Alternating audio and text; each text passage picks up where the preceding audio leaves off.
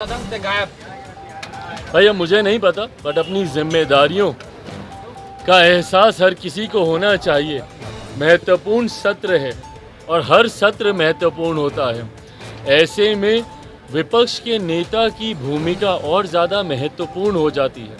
आप कोई साधारण विधायक नहीं ना हैं, आप एक संवैधानिक पद पर हैं। केंद्रीय मंत्री और लोजपा रामविलास के राष्ट्रीय अध्यक्ष चिराग पासवान ने नेता प्रतिपक्ष तेजस्वी यादव पर विधानसभा से गायब रहने को लेकर जोरदार हमला बोला है। जी हां, उन्होंने कहा कि यह कदापि उचित नहीं है कि जो विपक्ष के नेता हैं, जब विधानसभा का मानसून सत्र चल रहा था तो वह उसमें शामिल नहीं है। उन्होंने कहा कि उनकी क्या मजबूरी है यह वही जानते हैं, लेकिन जनता के सामने उनको जाकर यह बताना चाहिए। इसके अलावा उन्होंने पश्चिम बंगाल की मुख्यमंत्री ममता बनर्जी के द्वारा नीति आयोग के बैठक के दौरान माइक बंद करने के आरोप को सरासर गलत बताया। उन्होंने कहा कि माइक का कंट्रोल जो व्यक्ति बोलता है उसके हाथ में होता है, वह अपने हाथ से स्विच को ऑन ऑफ कर सकता है। ऐसे में उनका यह बयान सरासर गलत है। से गायब।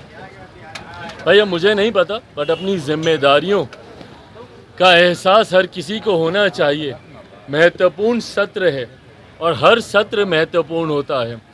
ऐसे में विपक्ष के नेता की भूमिका और ज़्यादा महत्वपूर्ण हो जाती है। आप कोई साधारण विधायक नहीं ना हैं, आप एक संवैधानिक पद पर हैं और आपके पद की गंभीरता बढ़ती है जब आप विपक्ष के नेता की भूमिका में होते हैं।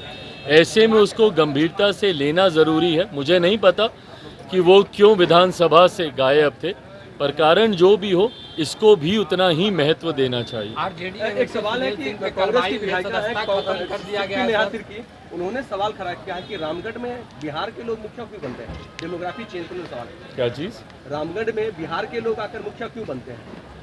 बिहार वहाँ पे रामगढ़ में बिहार के लोग मुखिया क्यों बनते हैं आके? क्या मतलब? कांग्रेस की नेत्री है, उन्होंने झारखंड के सवाल किया कि झारखंड में आके क्यों आके बिहार के लोग आके मुखिया बनते हैं। देखिए, ये क्षेत्रवाद फैलाने का प्रयास विपक्ष के नेताओं के द्वारा से समय समय पर होता रहा है।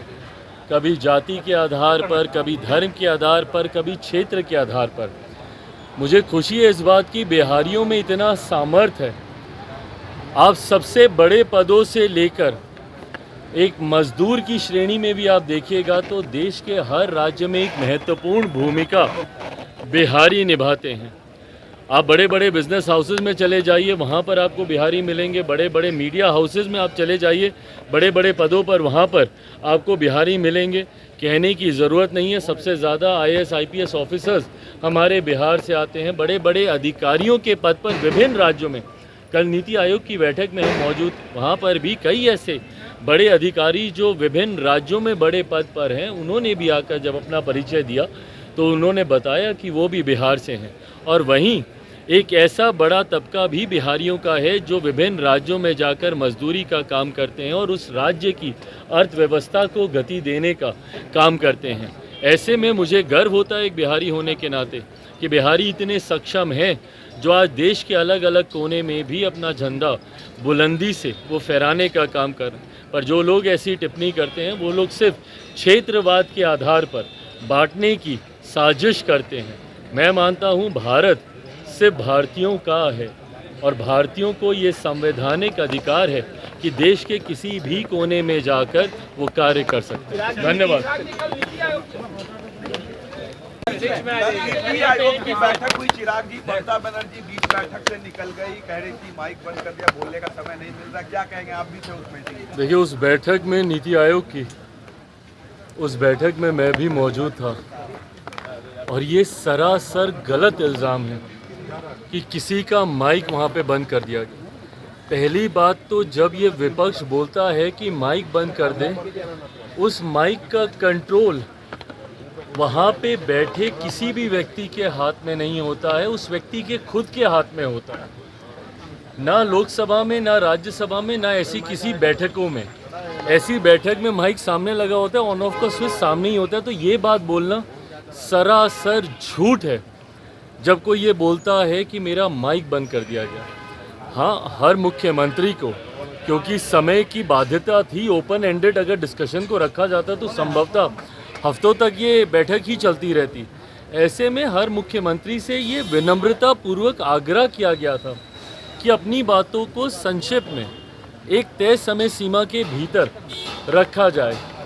जब वो समय सीमा पूरी हुई, सिर्फ एक रिमाइंडर के तौर पर उनको ज़रूर, जैसे तमाम मुख्यमंत्री को दोबारा से नोटिफाई किया गया कि भाई आपका समय समाप्त हो रहा है, इस तरीके से। बट उसके बाद जिस तरीके से बंगाल की मुख्यमंत्री ममता बनर्जी जी एकदम से उत्तेजित होकर उस बैठक को बीच में ही छोड़कर चली गई, मुझे लगता है ये आचरण गलत है।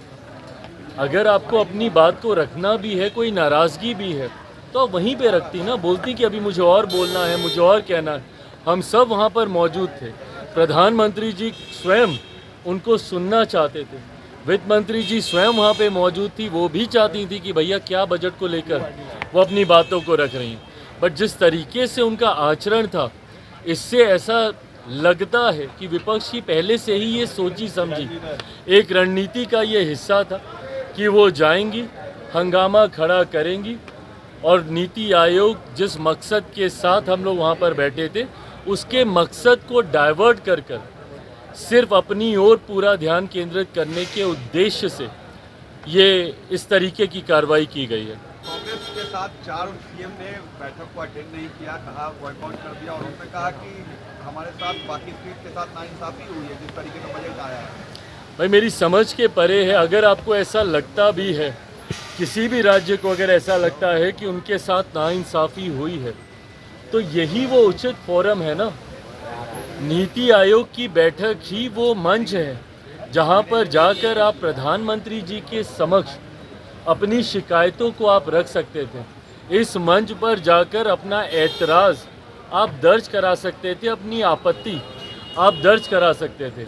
और जो लोग ये बोलते हैं कि हम लोग के साथ भेदभाव हुआ, पहली बार देश में एक ऐसा बजट एक लंबे समय के बाद देखने को मिला जिसने पिछले 10 सालों में देश की मजबूत होती अर्थव्यवस्था का लाभ जनता को पहुंचाने का काम किया।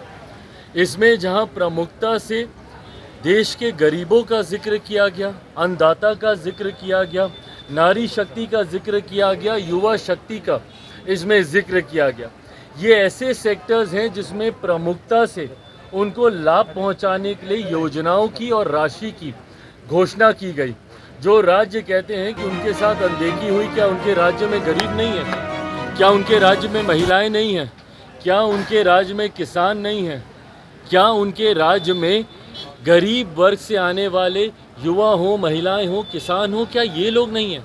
तो सिर्फ राजनीतिक हंगामा करने के लिए, और मैं दावे के साथ कहता हूँ कि भाई ये लोग पिछले बजट भी निकाल कर दिखाएं कि किस किस राज्य को कितना कितना आवंटन किया गया है जब सरकार कांग्रेस के नेतृत्व में चल रही थी। यूपीए की सरकार हो या उसके पहले की सरकार हो, कितने राज्यों का जिक्र किया गया। और मुझे ताज्जुब तो सबसे ज़्यादा राजद और कांग्रेस पर होता है। क्या राजद को खुशी नहीं होनी चाहिए कि भैया बिहार को एक बड़ी राशि आवंटित की गई है, इंफ्रास्ट्रक्चर डेवलपमेंट को लेकर हो, यहाँ पर सड़क को लेकर हो, पुल के निर्माण को लेकर हो। बिहार की सबसे बड़ी समस्या बाढ़, जिसका जिक्र हमेशा मैंने बिहार फर्स्ट, बिहारी फर्स्ट के माध्यम से मैंने किया। उस बाढ़ को लेकर लगभग 11,000 करोड़ की राशि अलग से आवंटित की जाती है। ऊर्जा को लेकर अलग से राशि आवंटित की जाती है। इंफ्रास्ट्रक्चर को लेकर राज्य में अलग से राशि आवंटित की जाती है। तो भैया अगर बिहार जैसा राज्य, जिसके लिए लंबे समय से हम लोग भी मांग करते थे भैया कि बिहार को विशेष राज्य का दर्जा मिलना चाहिए, बट स्पेशल कैटेगरी स्टेटस जब तक नहीं मिलता है, ये मांग भी हम लोग की थी कि बिहार को एक स्पेशल पैकेज मिलना चाहिए।